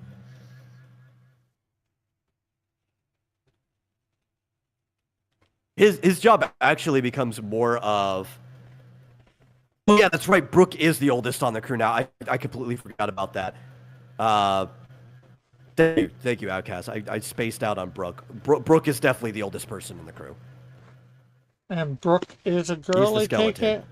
Oh, he's... No, he's the I mentioned him earlier. He's the one who had the gum fruit that basically kept him from dying, and he just became a skeleton. I know Brooke. I've seen that character before. Yeah. I've never seen Franky He's technically before. actually a spirit. He's possessing his own skeleton. He can project out of his skeleton. And he's done that in combat before.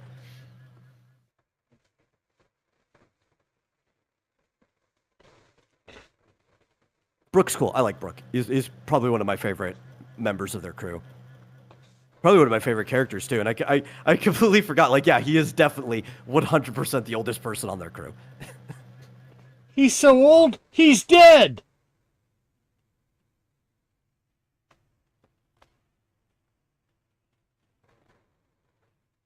Although, just because you're dead doesn't make you old. Yeah. Could have died That's true. young. And recently, too. Yeah.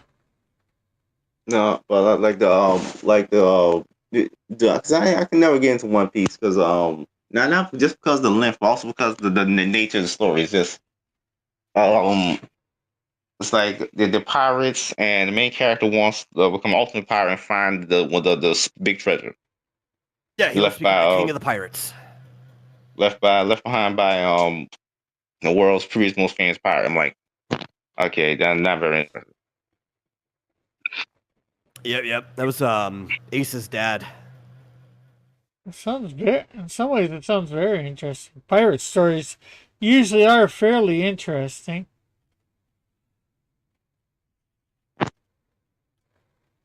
Yeah, but also being the king of the pirates, like Luffy has a pretty ambitious dream on it. It's not just that he wants to be the king of the pirates. He basically wants to make everybody get along by being the king of the pirates. Like he wants to kind of like solve the turmoil between the different pirate factions and the world government. And he's like, if I become king of the pirates, everything's going to run smoothly. Cool.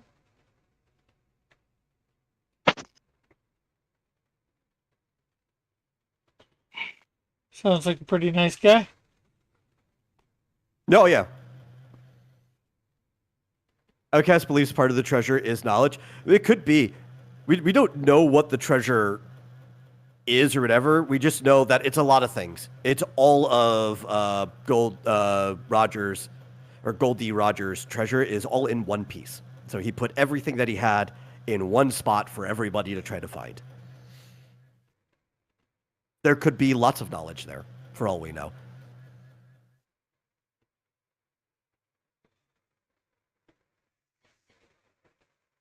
So I guess that's why it's called One Piece, because he put all his treasure in one piece.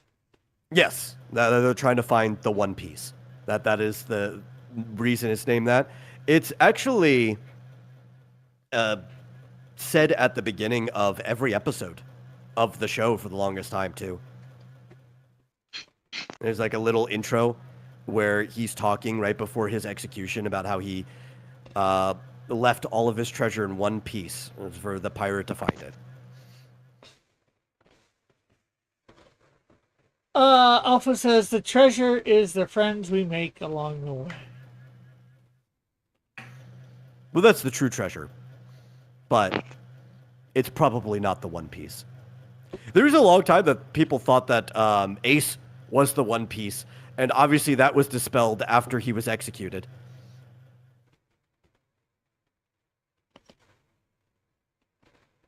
There's been so many fan theories throughout the time that One Piece has been running on like what the One Piece is. It's like, it's probably not one thing, guys.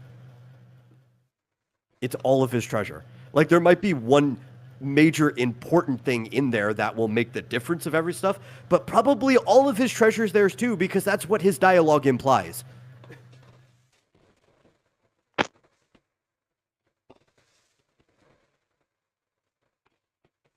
Or I guess it was more of a monologue than a dialogue. He wasn't talking too back and forth with anybody. He was kind of just saying it out into the world for all to hear. He wasn't. Well, he did. Isn't one person's rant, although it's a monologue, isn't it dialogue? It's their dialogue. Well, it's only dialogue if they're talking to somebody else. Oh. Right? Dia involves a conversation too, right? Monologue, if you could be talking to a crowd, and that's monologue, because the crowd doesn't get to have their input back necessarily, unless you have like a heckler. A heckler could turn a monologue into a dialogue. Or you could be talking to the audience, and that's a monologue. A monologue just implies that one person is speaking. Like, if a president gave a speech, that would be a monologue. Yeah. Let's see. Mastama says probably a bathing suit. Outcast says, as the series is going along, they keep finding knowledge about the past, which has to do with the One Piece, and I think it has to do on how they ended up with the world the way that they live in.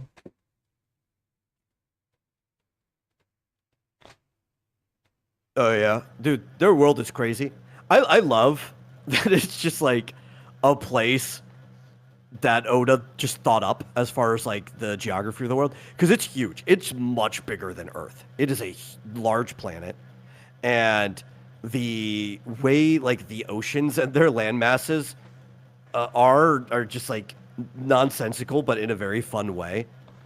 Because the planet basically has a giant X marks the spot going through the planet made out of land.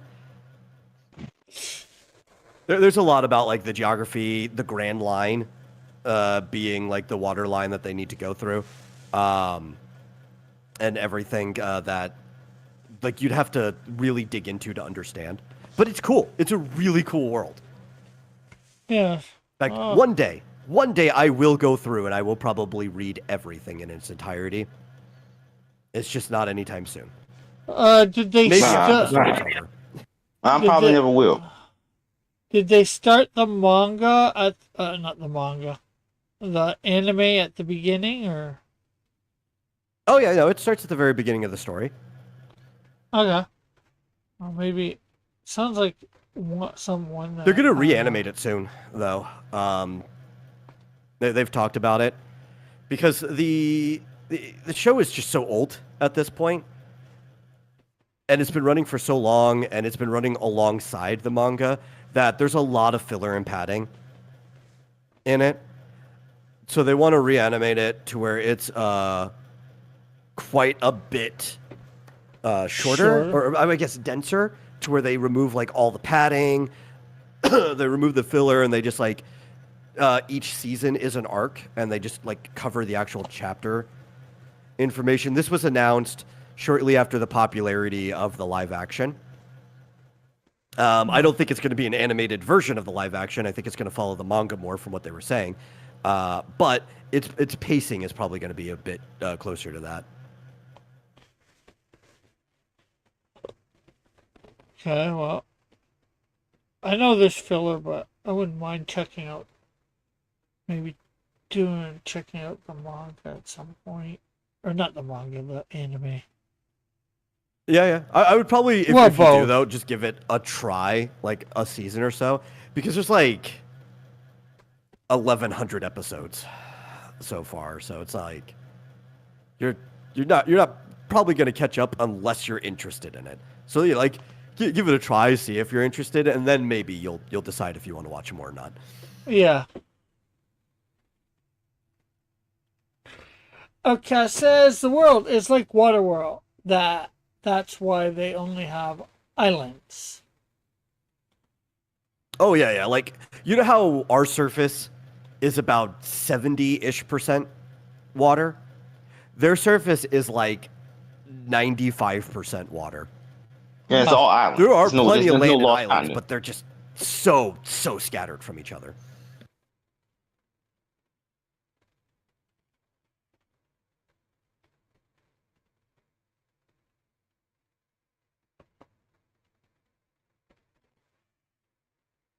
Well, definitely, to me, it sounds interesting. You talking about it, Metal. Oh, I definitely think it's an interesting story. I don't really like at least the beginning of the adaptation. Part of it was because I had to watch the 4Kids dub originally, right? And that kind of turned me off of even wanting to watch the Japanese version. I read some of the manga, I'm like, okay, yeah, this is better. Then I tried to watch the other dub. It's better than the 4Kids, but it's not that much better. I honestly, if I were to watch it, I would watch it in the Japanese. But I would probably personally either read the manga or I'd wait until the readaptation. My brothers loved it though, like growing up. But they were also, you know, I've got 2 and 3 years on my brothers, so considering the time that it came out, they were the right age that the 4Kids dub didn't put them off of it. Yeah. Hopefully it doesn't put me off. Which of the... Not that I necessarily be able to control which version I get for the dub, but which version would you suggest? Well, I believe the 4Kids dub actually stops at a certain point. Basically, when Kids WB kind of stopped being a thing. Yeah. So, but also you could just go back. The full dub is going to be the Funimation dub / Crunchyroll dub, since it's still going and they're the same entity. If you're going to watch in English, that's pretty much the only option you have. You could watch 4Kids up until the point that it stops, but if you want just a consistent dub the entire way, it's the Funimation dub. Okay.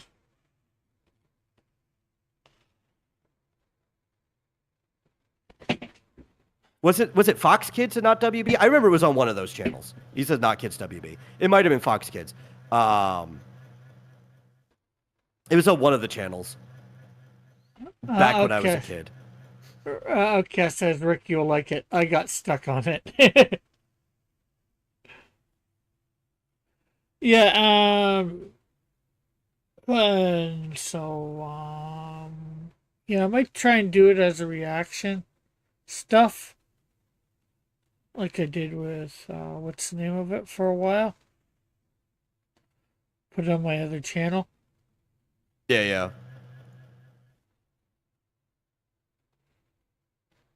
yeah. The Pied Piper of Hamilton. Yeah.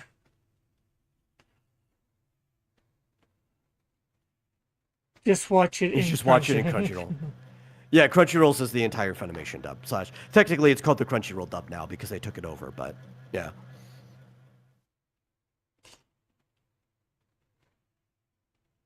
Foxbox. Yeah, sometimes it's hard for me to remember which one was on which the back in the day because also 4Kids was dubbing for both channels. And we would just kind of go back and forth between Kids WB and Fox Kids, depending on like what we wanted to watch on that time block slot, you know? Which is great once we had different TVs because I refused to not have Power Rangers on, and there was stuff on the Power Ranger slot over on Kids WB that my brothers would rather watch. I was like, no, Fox is on this time because Power Rangers is on. So we got different TVs. It was a lot easier for us to like have one running in one room and one running in the other, and instead of switching the channel, you could just get up and walk to the other bedroom.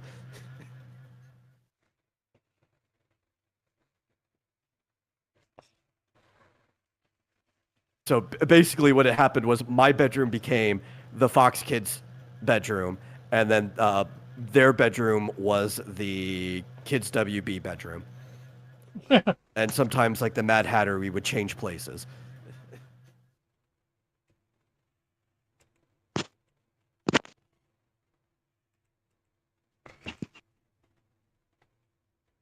Well, it doesn't look like I'm going to get this all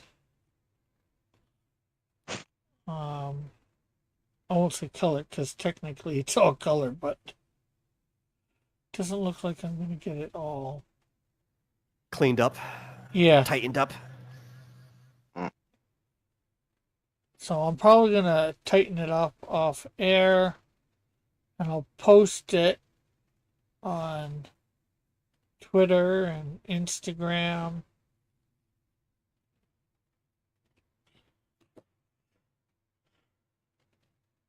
The Alpha says the final Saturday morning cartoon ever aired on U.S. broadcast network television was Yu-Gi-Oh! Zexal, shown on the CW's Vortex. I remember that.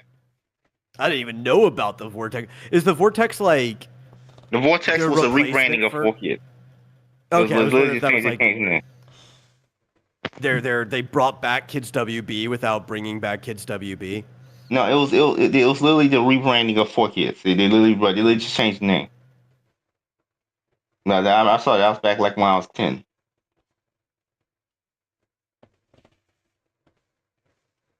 Yeah, because most of the other stuff that I watched after like they discontinued Fox Kids, it went over to at the time it was Fox Family, right? The Family Channel, which changed branding multiple times, and that's where you got like the Made in Japan block, and then it became ABC Family, and then I forgot that we looked up what the current name was like a few shows ago on here, but.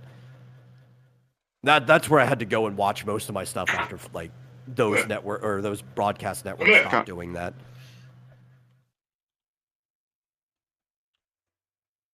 And then obviously like Cartoon Network picked up quite a few things and so on and so forth.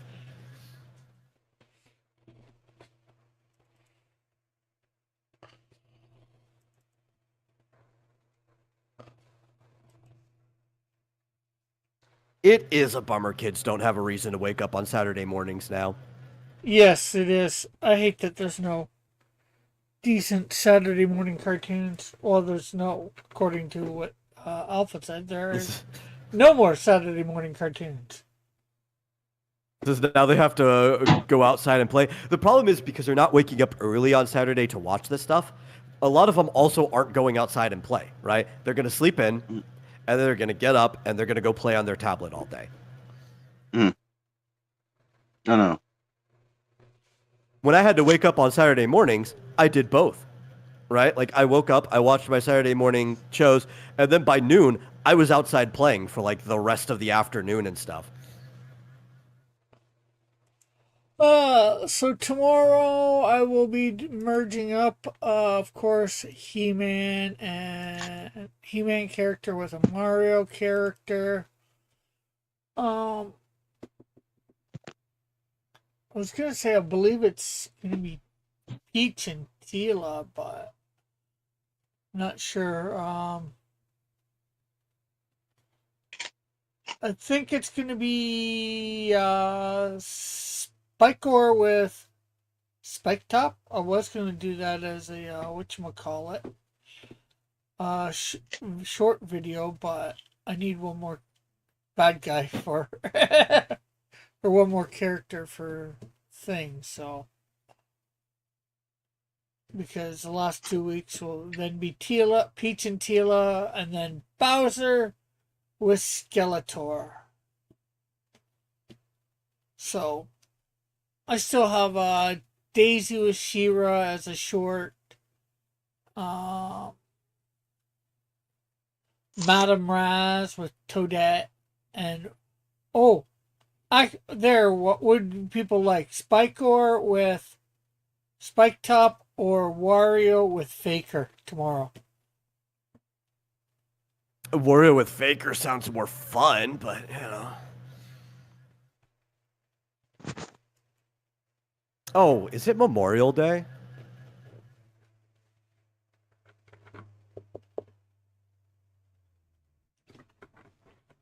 It is. Thank you for reminding me, Alpha. I did not even know. Well, tell my What? happy, tell my states people, happy Memorial Day. Oh, It's not really a happy day. Memorial Day. Yeah, I forgot about it because I don't really celebrate it. And Alpha says Wario, so I guess we're doing Wario tomorrow night. And I'm going to be going tomorrow afternoon. I'm going to go see Mandalorian and Grogu. So. Oh. Oh wow! Why? Like the movie. My condolences. Well, I like the That's show. more somber than Memorial Day. Well, I like the show, the Mandalorian show. So I still haven't seen the show, so I probably never will. Well, that's all right for you. And so, from what the trailers look decent enough, so. My buddy went to see it, who's actually going with me again to see it. So, yeah. I guess that's it for now. So, thanks everybody for coming by. It was great to have you all here. Thanks, Metal and Fitzjoseph for coming on. And let me before I forget. Sorry I didn't say much today. No problem. Anything you'd like to promote before we end, Fitzjoseph? I mean, my latest video already got like over 100 views, so I'm like, I don't know. I was going to ask you to watch it to bring me over 100, but it's already over 100 now, so I'm like, whatever. Okay. Yeah, Metal. I see you've already started on it. Anything you'd like to promote? Yes, xdynamuschaos.com, the hub place to get all your X Dynamis Chaos needs, whether it is comics, web novels, information about characters, whatever. And now, as it is building out, the tabletop RPG. I dropped the page for the character creation page specifically, though you can't finish it yet. But yeah, we're just expanding more and more. That's what we do. Go check it out. and subscribe to it with your email address. And if I make a post, it'll go directly to you. You don't even have to have me remind you otherwise. Cool. Well, and again, thank you for Fitzgerald coming on. Thank you for Metal coming on. Thanks everybody in the chat for coming by. It's been great having everybody here. I will be back tomorrow night doing up my mashup. I guess we're doing Wario and Faker. So thanks everybody for being here. Bye for now.